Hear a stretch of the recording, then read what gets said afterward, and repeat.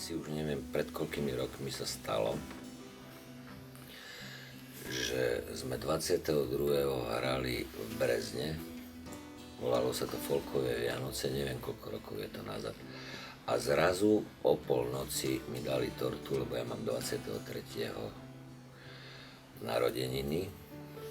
Neviem pred koľkými rokmi to bolo, ale odvtedy tam hrávame vždy, lebo vždy tam dostanem nejaký darček, tak dúfam, že aj tento rok, keď tam budeme hrať 21. má byť teda koniec sveta, ale keď nebude, tak 22. by sme hrali v Brezne tu na Martinom na Folkových Vianociach, tak vás všetkých srdečne pozývam. No ja neviem, no tak nebolo vždy vynikajúco.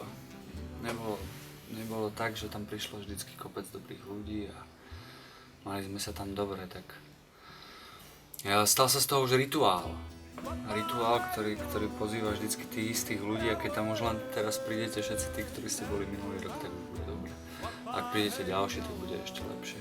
Takže naozaj veľmi pekne vás pozývame, zahráme vám. S radosťou a s láskou.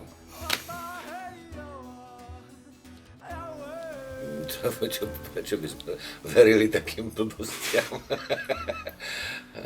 Neveríme, no ale stať sa môže všeličo, keď už toľko kalendárov, toľko ľudí. A ja si myslím, že to je taká sociálna infekcia, ale tak uvidíme, že do akej miery sociálna infekcia zasiahne do duši, lebo ako Martina hovorí, že čo si sa stať musí.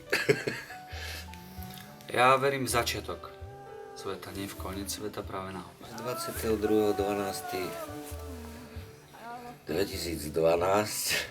samé dvojky a samé jednotky, budeme hrať v Brezne s Martinom a všetkých srdečne pozývame, ale okrem nás tam budú samozrejme aj iní, takže netreba sa tešiť iba na to, toto býva vždy bohatý program a vždy sa dá vybrať si z toho, keď niekto sa nepáči, tak sa dá ísť k baru a vypiť si pivo a počkať, kým dohrá a prísť na toho, koho má ten človek rád. Takže som si aj všimol, že tam tak ľudia pendlujú okolo toho baru, ale vždy to býva veľmi nabité a kopu ľudí je tam, tak sa teším. Minimálne sa tešíme na všetkých, ktorí už prišli. A nech je tak, ako bolo a ešte nech je lepšie. Takže všetkých vás srdečne pozývame, prídite do Brezna 22.12.